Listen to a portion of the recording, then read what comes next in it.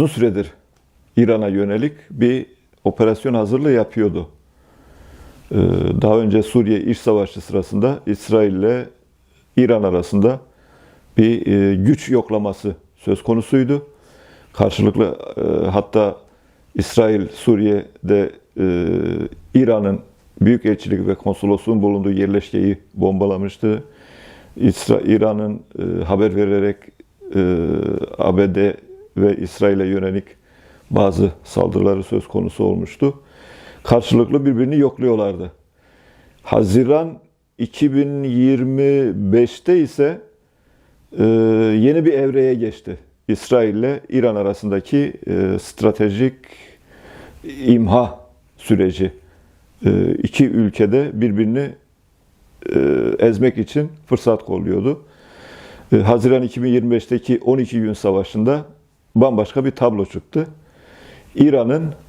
Aslında İran'da belli bir çekince vardı. İran'ın nasıl reaksiyon göstereceği yönünde hem ABD'nin çekincesi vardı, hem İsrail'in çekinceleri vardı, hem de Körfez ülkelerinin çekinceleri vardı.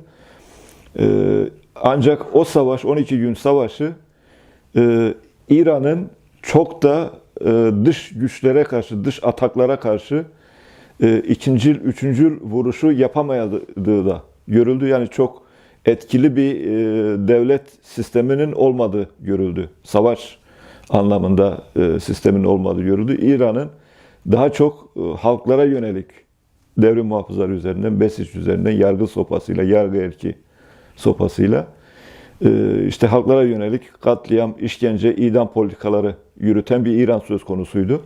Halklara karşı adeta Levantine'dan dönüşmüş, canavarlaşmıştı İran. Ancak dışarıya karşı çok etkili bir yapı sonuç üretemedi o savaşta. Dolayısıyla o savaştan sonra İsrail'in de ABD'nin de cesareti arttı. Ve o dönemde esas olan nokta İran'ın nükleer gücünü sınırlamaktı. Çünkü ısrarla şunu vurguluyorlardı: İran belli bir süre sonra nükleer silah sahip olacak. Dolayısıyla bu nükleer silah sahip olması güç dengelerinin değişmesi anlamına geliyordu. Orta Doğu'da İran'ın yeni bir, sadece bölgesel aktör olarak değil, çok geniş bir alanı etkileyecek, baskılayacak, konsolide edecek bir güç haline gelmesi söz konusu olacaktı. İsrail'e göre, İsrail'in argümanlarına göre bunu frenlemeye çalışıyordu. Ancak 12 gün savaşından sonra yeni bir ajanda ortaya koydu İsrail. O da sadece nükleer silah değil, İran'ın vekil güçlere yönelik desteğini kesmesi, işte Filistin'de, Yemen'de, Irak'ta, Lübnan'da, Suriye'de, işte Haçlı Şabi, Lübnan Hizbullah, Hamas, Yemen Ensarullah Hareketi gibi yapılara ve Suriye'de de Beşar Esad yönetimine muazzam destek sunmuştu. Devrim muhafızları da cephede birlikte savaşıyorlardı. İsrail benzer bir durumun yaşanmaması için bu yapıları tasfiye sürecine girmesi gerektiğini dikte etmeye çalıştı İran'a. Desteği kesmesini istedi. Artı başka bir şey daha istedi. 12 gün savaşında İran'ın bazı balistik hipersonik füzeleri Tel Aviv gibi yerlerde isabet kaydetmişti. İsrail böyle bir ileride benzer sonuçlar yaşamamak için bu füze sistemini de artık masaya koydu ve ABD ile de böyle bir angajmana girdi. Burada bu son 28 Şubat Savaşı'nda sadece İsrail'in savaşı diye bakmamak gerekiyor. Burada Trump'ın aldığı karar önemli, ABD cumhuriyetçi yapıların aldığı karar önemli. Şöyle ki cumhuriyetçi yapıların hedefi şuydu: Trump'ı kullanarak hem Venezuela'da kullandılar, hem İran'da kullandılar. Maduro'yu kaçırarak kullandılar ve 28 Şubat'ın ilk atışlarında İran dini lideri Ali Hamane'yi ve Savunma Bakanı'nı, Genelkurmay Başkanı'nı ve kuvvet komutanlarının önemli generalleri yok ederek bir savaşta ABD bir adım öne geçmiş oldu. Cumhuriyetçiler şunu hesaplıyordu bu savaşı planlarken: Orta Doğu'da İransız bir Orta Doğu, yani ABD'ye de İsrail'e de tehdit olmayacak bir İran istiyorlardı. Ki şu argümanları kullanıyorlar. Eğer müsaade etseydik balistik füzeler Avrupa'ya da ulaşırdı. Daha uzun menzilli füzeler işte iddia ettikleri işte Rusya'nın, Çin'in desteğiyle ABD'ye kadar ulaşabilecek hipersonik füzeler geliştirme yönünde olduklarına dair iddialar ortaya koydular. Cumhuriyetçiler dolayısıyla İran'ın güçlü olmadığı bir Orta Doğu istiyorlardı. Körfez ülkeleri de bunu istiyorlardı ancak Körfez ülkeleri burada ABD'ye güvenmiyorlardı. Daha doğrusu Trump yönetimine güvenmiyorlardı. O yüzden sakınımlı davranıyorlardı ve üslerini kullanmayacaklarını söylüyorlardı. Bu durumda Cumhuriyetçiler ve Trump yönetimi İsrail'e çok bel bağlamıştı. İsrail'in gücüne çok bel bağlamıştı. İsrail'i daha çok öne çıkardılar. Hedef şuydu, diğer hedef Akdeniz enerji havzasına hakim olma, Doğu Akdeniz enerji denklemine hakim olma, Kıbrıs jeopolitiğine hakim olma. Basra Körfezi'ndeki ki İran dünyada petrolde 3. sırada, doğalgazda dünyada ilk 3'te. Basra Körfezi dünya enerji arzının %20-25 kadarını sağlıyor. İran'ın petrol ihracatının %80-90 kadarı Çin'e, Basra üzerinden gönderiliyor. Bu alana hakim olup ABD hem doların gücünü arttırma hem dolar üzerinden ticareti dünyada sürdürme, yerel para birimi Çin ve Rusya yerel para birimlerinde ısrar ediyordu. Bu tekeli kırmak istiyordu. Hem de tedarik zincirini garantiye almak istiyordu. Çünkü Husiler üzerinden Yemen'de özellikle Husilerin İran desteğiyle ticaret gemilerine, petrol gemilerine saldırıları bir anda tedarik zincirini aksatmış. Daha pahalı bir tedarik ortaya çıkmıştı. Güney Afrika burnundan ticaret yapılmaya başlanmıştı büyük oranda. Bu etkiyi kırmak istiyordu Cumhuriyetçiler. ABD ve İsrail'i savaşa sürükleyerek, Cumhuriyetçi Parti, Trump'ı böyle bir savaşa sürükleyerek. Diğer faktör, Cumhuriyetçiler aynı zamanda şunu hedefliyordu. Rusya'nın ve Çin'in Orta Doğu üzerinde, İran üzerindeki etkisini sınırlandırmak istiyordu. Mümkün olduğu kadar asgariye indirmek istiyorlardı. Ki İngiltere de buna destek veriyordu. Akdeniz bölgesinde geçmişten beri örneğin İngiltere, Hindistan ticaret yollarını kontrol etmeye çalışıyordu. Geçmişte İran'a yönelik desteğini de bu şekilde sağlamıştı ki Mahabat Kürt Cumhuriyeti'nin yıkılması sürecinde de İran'ın böyle bir rolü olmuştu. İran'a destek vererek Mahabat Kürt Cumhuriyeti'nin yıkılmasını sağlamıştı. Bu alanda Rusya'nın, o dönem Sovyetler şu anda Rusya'nın etkili olmasını istemiyor. İngiltere, ABD böyle bir rolü söz konusu. Dolayısıyla bölgede Çinsiz, Rusyasız bir dizayn istiyorlar. İran'da Rusya ve Çin'in önemli müttefiki. İran'ı bu şekilde devre dışı bırakarak aslında Rusya ve Çin'e etrafını daha da boşaltmış oluyorlar. Trump'ın burada Cumhuriyetçiler bunu istiyor. ABD establishment yapısı. Trump ise şunu, madem beni savaşa sürüklüyorsunuz, o zaman benim de hedefim var. Trump da buradan şu şekilde faydalanıyor. Epstein dosyasını karartmaya çalışıyor, tartıştırmamaya çalışıyor. Çünkü çok ciddi bir skandal ki muhtemelen Trump'ı başından atacaklar muhtemelen İran Savaşı ve Kasım seçimleri sonrası. Çünkü çok ABD toplumunu da sarsmış durumda. Daha doğrusu dünyayı da sarsmış durumda Epstein dosyası skandalı. Trump da bir nevi Bill Clinton'ın, ABD'nin başkanının 1998'de özellikle sıkıştırıldığı Oval Office skandalı, Clinton-Lewinsky skandalının benzerini yaşıyor Trump'ta. Orada da Bill Clinton şunu yapmıştı. O skandalı perdelemek için Kosova'da Sırbistan'ın saldırısında Yugoslavya'da göç dalgaları olmuştu. O göç toplumsal baskı da oluşturmuştu ülkeler üzerinde. Clinton da ondan faydalanıp NATO'yu operasyona sokmuştu ve 70-80 gün kadar bir operasyon söz konusu olmuştu. Sırbistan Kosova'dan çıkarılmıştı. Hem böylece Oval Office skandalını perdelemişti hem de kamuoyunda kendisini işte Kosovalıların, Arnavutların kurtarıcısı gibi bir imaj sunmuştu. Trump da benzer şekilde hem Epstein dosyasını perdelemek istiyor, aynı zamanda da işte sık sık 28 Aralık 2025'te başlayan İran protestoları vardı. Oradaki protestolara destek vereceğini söylüyordu.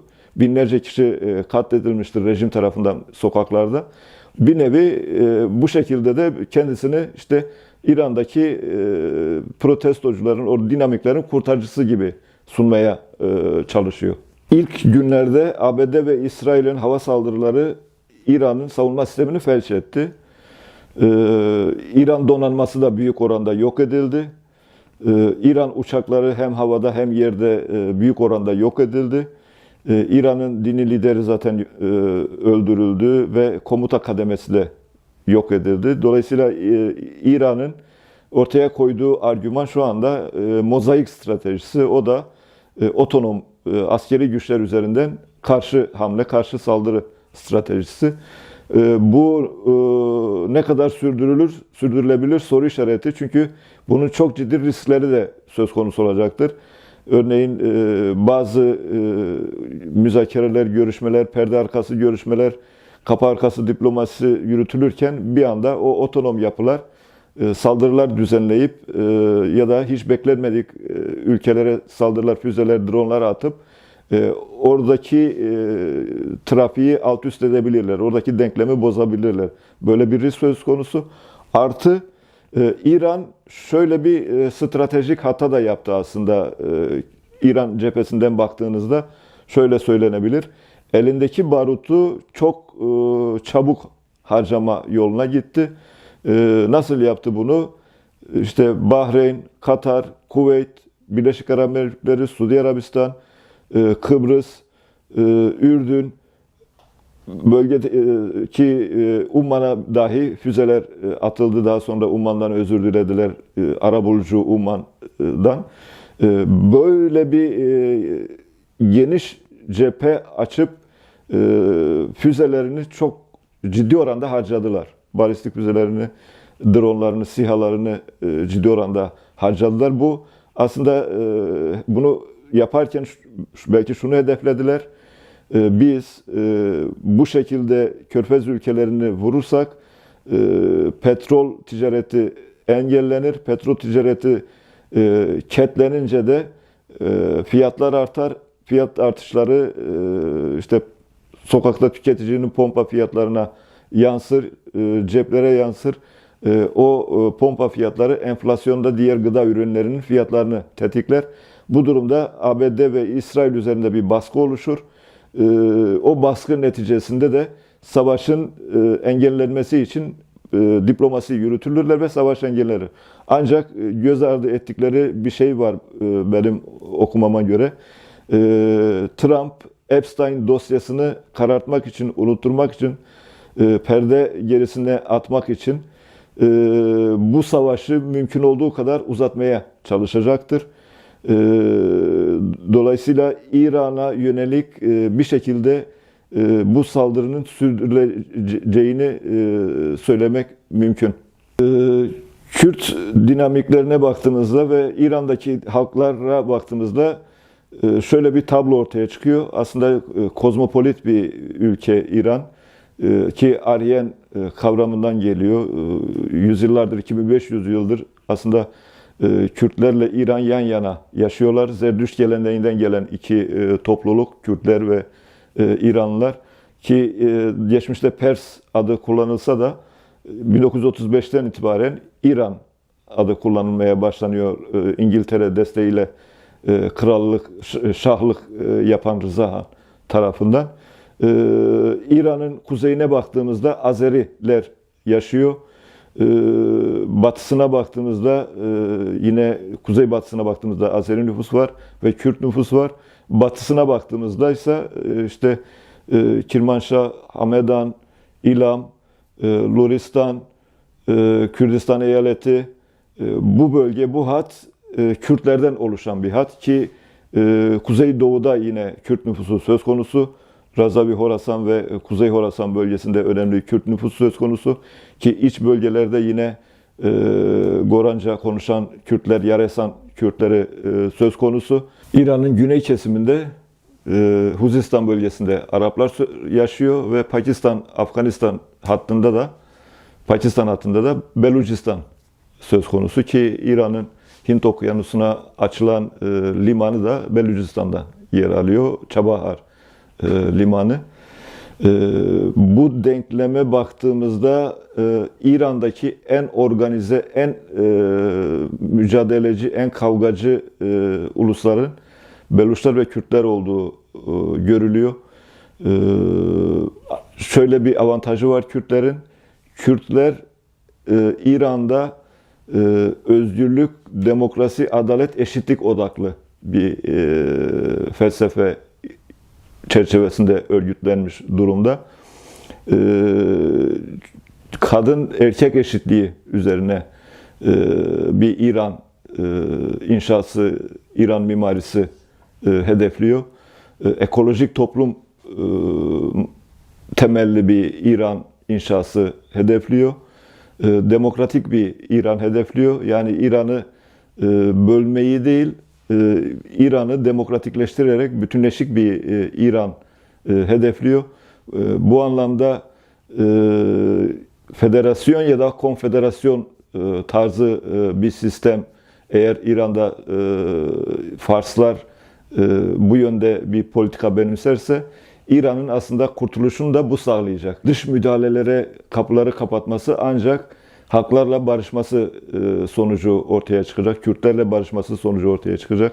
Federasyon ya da konfederasyon oluşturma temelli bir sistem inşa ederek bunu sağlayacak. Çünkü o zaman denge ve denetleme sistemi de olmuş olacak. Kürtler bir nevi eyaletler arası merkezi sistemde yerel yönetimin güçlü olduğu bir İran'da tekçiliği önlemiş olacak. Üniterliği, tek dil üstünlüğü, tek ulus üstünlüğünü önlemiş olacak.